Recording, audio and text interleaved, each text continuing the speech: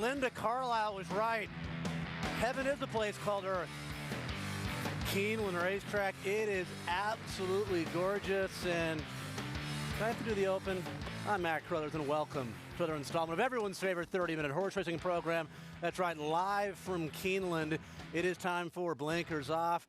Flew in last night, aggressive rain, chilly. It is a beautiful autumnal late morning here in Lexington, Kentucky. Not a cloud in the sky. Guy from Southern California, nice to see some foliage as well. It is beautiful, and we have a great 30 minutes coming up. We're going to talk about a lot of great racing, not only on Saturday, but Sunday as well. And to help me, to assist me this week, all the way up north, first time ever on Blinkers Off. She's achieved a lot already in her young life when it comes to different things in racing. This has to be at the pinnacle. Dawn Lupul from Woodbine, co-host on Blinkers Off this morning. Dawn, how are you? I'm fantastic. I'm humbled in your presence, Matt Carothers. I am, yes. I'm not, and you used the word autumnal. Autumnal already. Yeah. It's just too much. Yeah. You know, again, I don't get a half hour with you ever. I get, some snippets, 2 or 3 minutes, so I might ask some personal stuff. I want to know right off the bat, first of all, you guys do a great job there. You really do. All you guys, you and Jeff and Renee. Do you guys fraternize, like outside of work? Because at TVG, it's like a different party every night, basically after work. We don't fraternize. Is there something outside of work? Really? There's work, and then there you go home and there's work. So, yeah, no, we don't fraternize at all. I need to work harder, I think.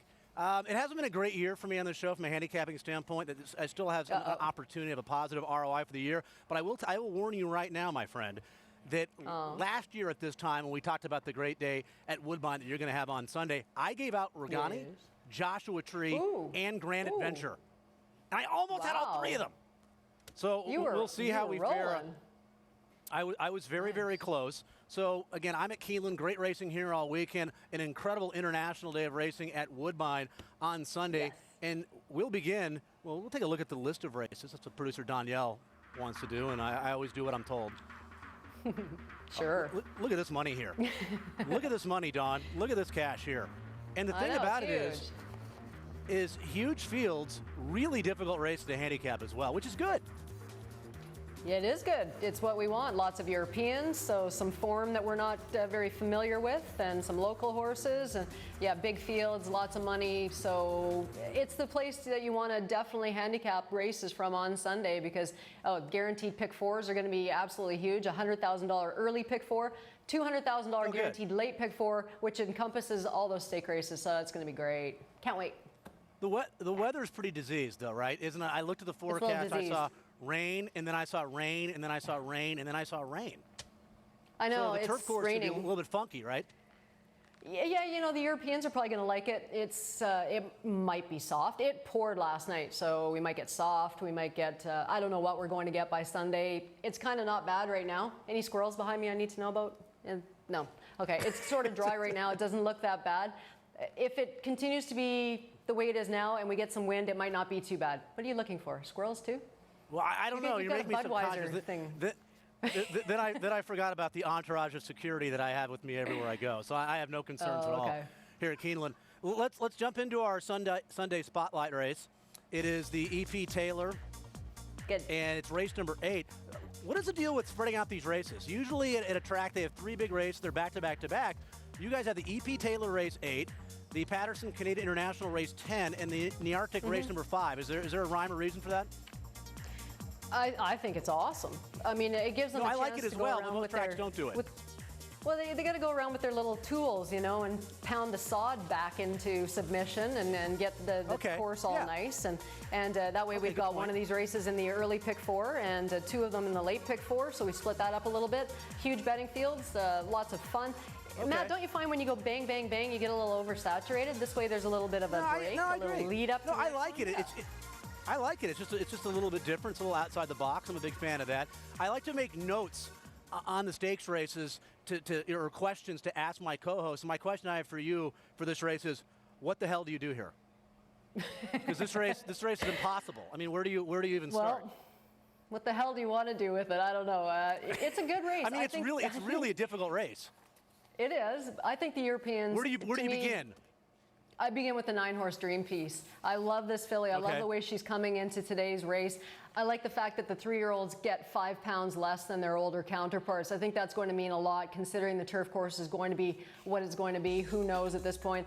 1.25 miles the distance. I think the distance perfect for her. I think a soft turf is fine for her. She's a Group 2 winner in her last start. She's had some freshening since that last race. She's been carrying way more weight than this. I love this filly today. The 9 Dream Piece is on top of my ticket. The 4 Strawberry Daiquiri is another import from Europe that I like too. She's coming off a 3rd place run. Her Racing Post ratings have been good, and I do like her too. So those 2 get on my ticket. And I don't know if any of the local horses are going to be there. The 11 Miss Keller maybe, but I think it's Euro Invasion for race 8. Miss Keller was second right in this race last year to Regani. In a race that's this difficult, we pretty much see it the same way. I mean, I think the 9 is probably the horse to beat, Dream Piece, but I ended up with Strawberry Daiquiri in this race, and I know she's running in shorter distances, but I love what she did at 1.25 miles back at Goodwood. When you're only 3 lengths behind midday in a race, you can handle the distance in my estimation. You see Precipice, River Jatez, Safresa. She's faced some really good ones. She likes to win. The price a little bit better, so I ended up with Strawberry Daiquiri. I don't blame you at all. I could see her being the one. I really like the 9, though. Really like her.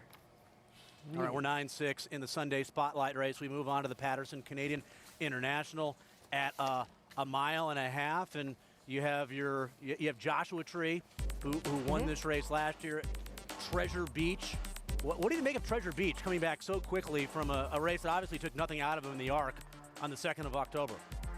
Well, I don't know. I don't know why they are doing this to this horse, to tell you quite honestly. He's had a well-spaced out campaign. It's been decent, but to run in the Arc and then ship across, I don't care that he finished 14th, not really in it. He was in the race early on.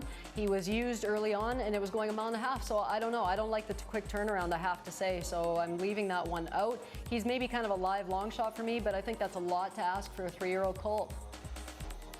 Do you find yourself wanting to like some of the local horses in a race like this? Obviously, you have rooting interest, probably know the connections.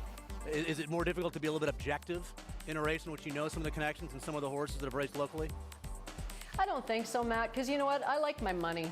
You know, when I send my money into the into the windows and I'm supporting a horse, I'm that horse's biggest fan. I don't really care if he's local. That's right. I don't care if he's local or if he's from Mars. Well, I don't bet with my heart. I bet with my mind. A little bit of intuition. You get the female intuition thing going on. And who will you be betting in this race? Already. I like the 10 horse Redwood. Redwood. You like Redwood? I love Redwood. I thought he should have won. $3 million. I know. I thought he would have won the race last year. Actually, before that clip there that you had, he got ping-ponged in the stretch a little bit and still ran gamely. You know what? This was a tough race for him. He shipped over for the Northern Dancer, which was run on September the 19th last year, and then they flew him back home to Europe. And then they flew him back here again for October the 16th, so that wasn't even 4 weeks between, and he ran in the International. He got a 100 buyer in the Northern Dancer, came back and ran a 101 after all that shipping in between.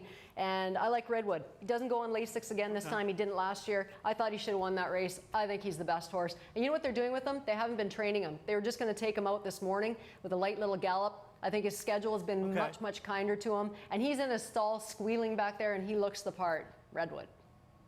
Okay. One of these days we're going to meet and we're going to have some beers and play ping pong. And it's going to be, I'm really good after a couple cocktails. I like Sarah Lynx. I'm going to go with the filly in this race. Really? I'm going to go with the filly in this race. Lost to Galikova, the half to Golikova in her last. I think the blinkers has made a difference. I'm going to go with the lightly raced filly to pull the upset. It's upset with Christoph Sumion at 15-1 morning line. Nearctic race, number 5, 6 furlongs, field of 13 going in this race. And I guess we should begin with bated breath.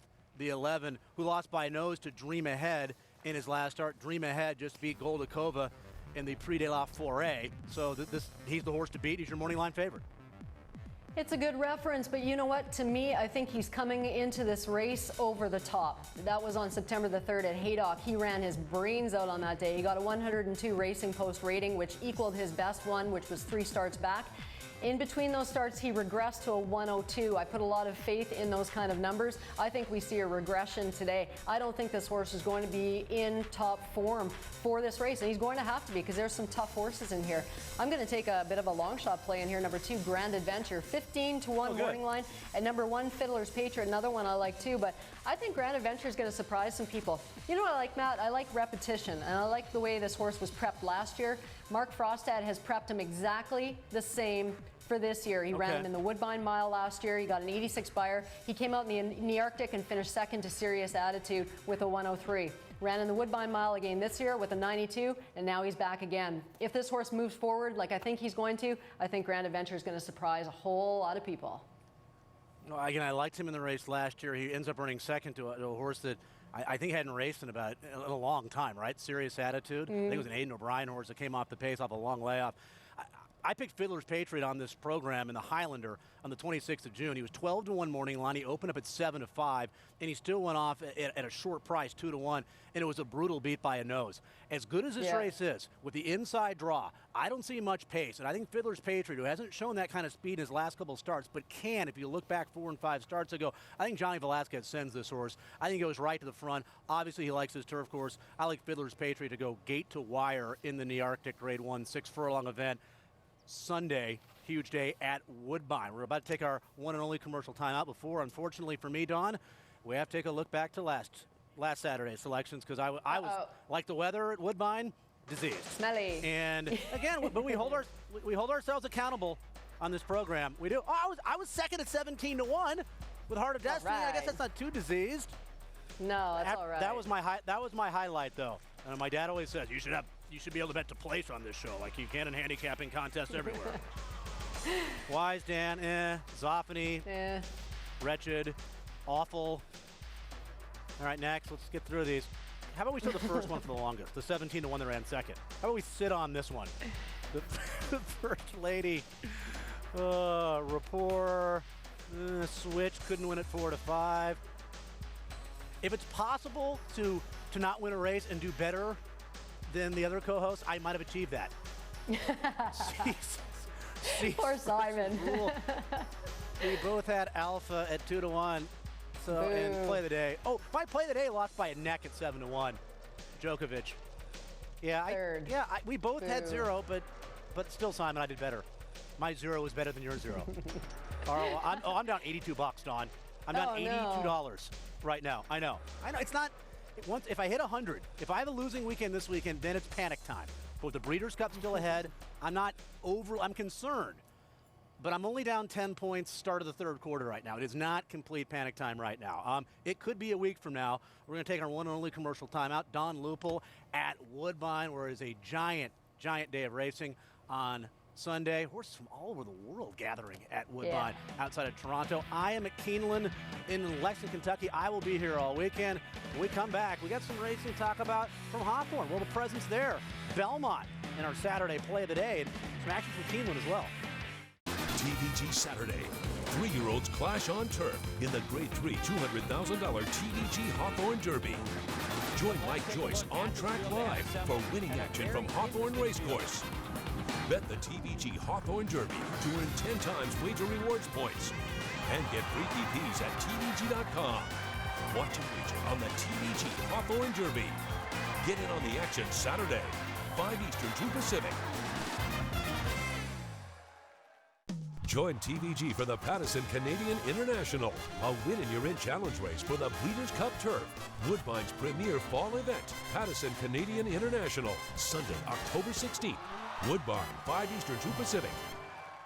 Stay in touch with TVG's on-air experts on the TVG community. Check out the TVG blogs to stay informed, read their posts, share your thoughts, and see what others have to say. The TVG blogs at the TVG community. Exclusive racing from Japan. Watch and wager on the Grade 1 Shuka Show. Plus other races from Kyoto Racecourse. Go to TVG.com for free PPs and play Japan Racing. Late Saturday night, 1 Eastern, 10 Pacific. 3 days this week, watch and wager on Suffolk Downs Racing. New England's odds-on favorite for gate-to-wire excitement. Watch only on TVG. Suffolk Downs Racing. This week, Monday, Wednesday, and Saturday. First post, 12:45 Eastern, 9:45 Pacific. Accept the challenge. TVG's $500,000 Champions Challenge. Sunday, pick the winners of Woodbine's E.B. Taylor and the Pattison Canadian International. No purchase or wager necessary to enter or win. Go to TVG.com for details. Today, bet Keeneland's $200,000 guaranteed late pick 4, presented by TVG. Keeneland Friday action with a guaranteed pick 4, presented by TVG. First leg is race 7. Bet it today at TVG.com.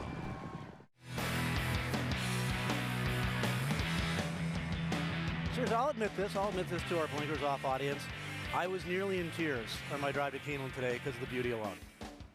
Seriously. And I don't know, I think it was Lady Gaga on the radio. But you combine the two, and you got tears from me on my drive into Keeneland. I'm at Carothers. I'm at Keeneland. By the way, rained last night. The turf course listed as good today, Friday, at Keeneland. No rain expected the remainder of the weekend, so we should have a firm turf course for Saturday. Don Lupul, giant day, grade 1 after grade 1 after grade 1. She's at Woodbine. And Don, I feel bad because you look fabulous for the show today as well. You really do. Your hair looks, thank you. It always looks good, but it looks even extra good today. I'm glad we're talking hair because, you know, you and I have the hair thing, and we bond over that, right. So I'm glad you mentioned it. I didn't want to jump in first. We do. Yeah. No, you look fantastic, and I know our viewers are hoping that your handicapping is going to be fantastic. It's fantastic. Let's move to my neck of the woods. Grade 2 Saturday here at Keeneland. Again, the turf course should be firm. 9 furlongs in the QE2, as we call it, the Queen Elizabeth II Challenge Cup. And this is a race in which I'll let the cat out of the bag right now, Don Lupul. I've already done all my handicapping here at Keeneland for Saturday. In the late pick 4 that I will put together tomorrow, I'm going to go all in this race. So basically it tells you I have really no opinion in this race. Do you have a strong opinion in this race? I don't think I got to chase the chalk here. I don't think you can beat Winter Memories. She's 6 for 8 lifetime. The only 2 races she's lost, the Breeders' Cup Juvenile Filly Turf last year, she had traffic trouble, and then 2 starts back in the Lake Placid, same thing. She had traffic trouble. She knows how to win. I don't think you can beat her. Don. She finds a way to always have traffic trouble, and that's the problem with her, though. She's the most talented runner in this race. Love her. She's able to get away with it in the Garden City against that field. This is a really good group. Can she have the same sort of problems that she seems to always encounter and overcome that and beat a group like this? I don't know at 9-5 if she's really worth a play because of that. I think I love her. She has a habit of it. She has a habit of it. Yeah, well, you know, some fillies like that. They like being covered up or whatever. She's still been the best. She's 6 for 8 lifetime. To me, she's the one. The one. Okay, Summer Soiree is going to be tough to catch in this race. So, thank you very much. Summer Soiree is going to be tough to catch in this race. She went very fast in the Del Mar Oaks. She was still able to last. She's undefeated on the turf, 2 for 2. I end up with the biggest price on the board in this race. I generally will do that in races in which I don't have an opinion. If there's a race in which I really think anybody can win, why would I end up on the favorite? So I'm going to have on marketing mix in here for Tom Proctor. There's no way she's 20-1 in here. She's getting really good right now. She hasn't proven herself against this level of competition, but she's on the improve. 7 lifetime starts, every start better than the previous one. I think she gets a really good trip sitting behind Summer Soiree. Not a strong opinion, but I'll go with the biggest price on the board. Garrett Gomez at 20-1 with marketing mix in the QE2 here at Keeneland on Saturday. Let me turn back to race number 8 here in my have all these races stapled together, Don. It's race number 8 is the Keeneland 75th anniversary. This is a $125,000 event, and there is a bunch of pace in this race. Isn't there, Don? Are you looking for somebody to be the speed of the speed like a Norm's Passion, or do you think somebody can close and win this? Yeah, you know what? I'm all over the 9-horse Larry Zip. I love that 5-1 morning line. I originally thought, together. you know what? I thought Voodoo Daddy, you know Let's what? But I one for the zipper. Think a son of City Zip. What were they going a mile on the turf with this thing for last start? He's shortening back up to 6 furlongs. He's been running huge. Likes to lug in a little bit. You can see there at Arlington, he did the same thing. He likes to get in a little bit. He didn't have a good turf stride in his last start. Got bumped in there. He had all kind of traffic trouble. Larry Zip won at Keeneland quite easily. Broke his maiden. I love that horse. I love him from the outside. I love him shortening up. Yeah, I love the horse. There's love. It sounds very presidential, doesn't it? I think he might get into the race. I think Larry Zip. You know, he won at Keeneland in his debut at 30-1 by 2 3/4 lengths. It's difficult to win by that margin in a 4.5 furlong sprint. That's what he did. Then his last 2 starts, both horses that won the races in which he was second, third, and were low enough horses. They got easy leads and slowed things down. He finally gets the pace, third off the layoff, loves it here at Keeneland. I was going to make this horse my Blinkers Off play of the day, but I couldn't because we're already talking about it because of the stake race. So we both like Larry Zip quite a bit at 5-1 morning line, the 9. Hawthorne Derby. Cool. Grade 3, mile and 8 from the turf. The Chicago kid himself, Mike Joyce, will be on location at Hawthorne to provide us coverage all day on Saturday, and this is their feature, and it's a good one. Wilcox Inn installs your 5-2 morning line favorite by our good friend Jimmy Miller. Robbie Alvarado will ride, and Don, he's the horse to beat, right? Because he has a class edge, and I guess he's going to get a real good trip as well. Yeah, I mean, look who he ran against last time, Matt. He had Treasure Beach, who we're going to see here at Woodbine on Sunday. Zired, who ran huge. Band came back and won. This horse was wide in the turn, too. So I just like the company he's been keeping. He finished third in the Breeders' Cup Juvenile Turf last year. To me, he just powers over this field in terms of class. I don't think you're going to see him have as tough of a trip as last start. Look what they did last time out. The last quarter was run just shy of 24 seconds, 23.99 if you're checking out in hundreds. And Wilcox Inn was just off of it in there, ended up finishing 3.5 back. But he does not find any kind of horses like he ran against last start. American Derby, he won easily. I think this is the horse we see today. Wilcox Inn comes back to that race from 2 starts back and crushes in race number 8 at Hawthorne, the Derby. TVG Derby. Kind of a personal swam angle for me. I'm always looking to save the company a little bit of money. I'm actually staying at the Wilcox Inn. It's right down the road here in Versailles. It's a little on the dumpy side. It's a little dumpy, but I figure I'm saving the company a couple $100. So I have been at the Wilcox Inn. I got in last night. I'm going to go with Pass the Dice, 10-1. My man Wayne Catalano, who I should be seeing here any minute, although maybe he's in Illinois, right? He's probably here. He'll probably go to Chicago tomorrow. This horse wins by a nose in his debut, wins by a length in his second start, wins by a head here. I like the fact he has some tactical speed. He should appreciate the added distance by Lemon Drop Kid. He gets the 1 1/8. Another horse on the improve who's a price in a race in which there's not much pace. I will go with Pass the Dice, but I agree with you. Wilcox Inn, probably the one to defeat. We move to New York. Some good racing there. Heavy rain expected in the New York area on Friday night, so we could have a funky turf course in Elmont, New York on Saturday as well. We'll begin with the Grade 3 Athenia, 1 1/16 on the turf. And number 7, Unbridled Humor, 6 starts, 5 wins. She was favored in the Diana, did not run particularly well, and that was her only start over a turf course that was not firm. I don't think we'll have a firm turf course Saturday at Belmont, which makes her a little bit vulnerable. She's vulnerable, but again, I don't like playing chalk. I hate playing chalk, but I couldn't find anybody who I think is going to beat her. I looked hard at the 4-horse Tai Haku. Well, I tried to get the 4 into my picks, but I watched her last start. She went up the rail the whole way, and she couldn't beat Unbridled Humor. Maybe now that she's making her second start, although I usually find the North American, or the horses that ship to North America from Europe tend to regress in their second starts, but goes to Chad Brown, who does very well with horses he's taken over for the first time. So if I didn't have the 7 Unbridled Humor picked, and I hate picking that, 6-5, that's just a useless pick. Yeah. But Tai Haiku would be an upsetter, but I just don't think you can beat that Daughter of Distorted Humor. You could be right. I mean, in the Noble Damsel, she was a lone app. She got an easy lead. I'm hoping that some price horse like Thundering Amelia runs with her. I'm going to go with Denomination, the 6, Joe Bravo, Christophe Clement. She wins close races. She won the Grade 3 Violet by a nose. She won the Grade 3 Hillsborough by a neck.